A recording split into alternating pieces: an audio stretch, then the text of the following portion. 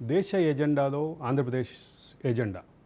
ఆంధ్రప్రదేశ్లో అపరిష్కృత సమస్యలు, అపరిష్కృత డిమాండ్లు, సుదీర్ఘకాలం నుంచి ఉన్నటువంటి డిమాండ్లు, ఆ డిమాండ్లకి సాధన సమయం వచ్చేసిందా అనే అంశంపై చర్చలో ఉన్నాం.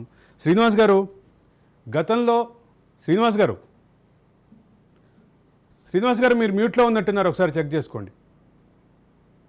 నాకు క్లియర్గా ఉందండి. యా, శ్రీనివాస్ గారు, ఆంధ్రప్రదేశ్కి సంబంధించినటువంటి గతంలో 2014లో సీఎం అయిన సందర్భంగా 7 మండలాలు కలిపితేనే తాను ప్రమాణ స్వీకారం చేస్తానని పట్టుబట్టి కూర్చుని సాధించుకున్నటువంటి చంద్రబాబు ఈరోజు కూడా, ఇప్పుడు కూడా 12వ తారీఖు లోపు ఇటువంటి ఏమైనా సానుకూలమైనటువంటి డెసిషన్స్ ఎక్స్పెక్ట్ చేస్తున్నారా?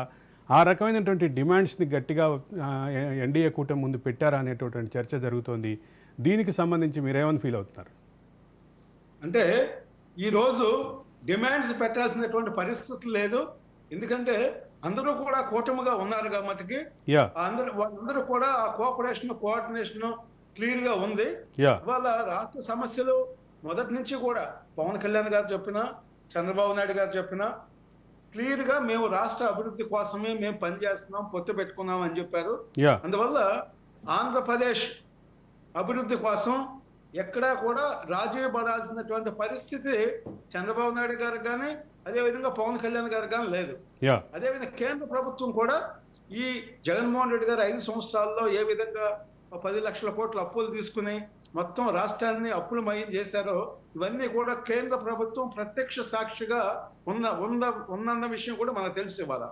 మరి ఇలాంటి పరిస్థితుల్లో ఆంధ్రప్రదేశ్ పట్ల ఒక ప్రత్యేకమైనటువంటి చొరవ తీసుకోవాల్సినటువంటి బాధ్యత ప్రధానమంత్రిగా రేపు మనకి ప్రమాణ స్వీకారం చేయబోతున్నటువంటి మోడీ గారి మీద ఉంది.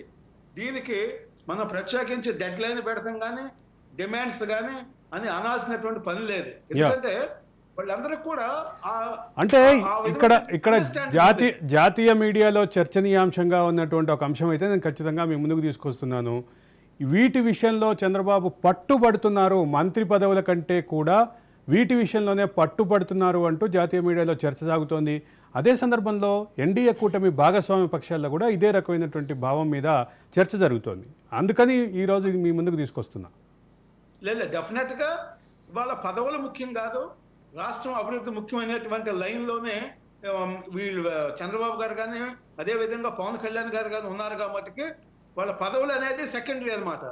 ఫస్ట్ రాష్ట్రాన్ని డెవలప్మెంట్ చేసుకోవాలంటే రాష్ట్రానికి ఏదైతే పెండింగ్ ఉన్నాయో గతంలో జగన్మోహన్ రెడ్డి గారు పూర్తిగా నిర్లక్ష్యం చేసి ఈ కేవలం ఆయన సొంత ఎజెండా కోసం పనిచేయటం వల్ల జగన్మోహన్ రెడ్డి గారు వాళ్ళ రాష్ట్రం అన్ని రంగాల్లో కూడా వెనకబడినటువంటి పరిస్థితుల్లో చంద్రబాబు నాయుడు గారు చొరవ తీసుకుని రేపు డెఫినెట్ గా ఆంధ్రప్రదేశ్ కు రావాల్సినటువంటి అన్ని సమస్యలు, ఇవాళ లేదా 1-2 సమస్యలు కాదు, అంటే ఈ 2 రోజుల్లో పరిష్కారం అయ్యే కాదు అన్ని విషయాలు.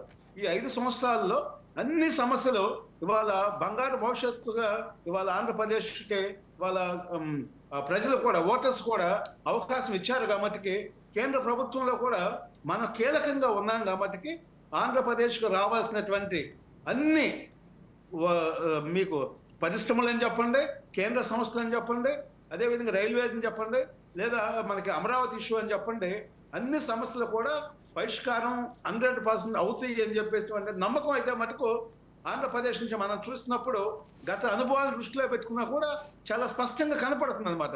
ఎందుకంటే చంద్రబాబు నాయుడు గారు కూడా సీనియర్ మోస్ట్ లీడర్ కాబట్టి ఎక్కడ ఏ విషయాలు మాట్లాడాలి, రాష్ట్రాన్ని ఏ విధంగా ముందుకు తీసుకెళ్లాలనే దాని మీదే ఆయన ఫస్ట్ టార్గెట్ ఉండేది కాబట్టి డెఫినెట్ గా రాష్ట్రానికి రావాల్సిన అన్ని కూడా సాధించుకుంటారనేటువంటి నమ్మకం.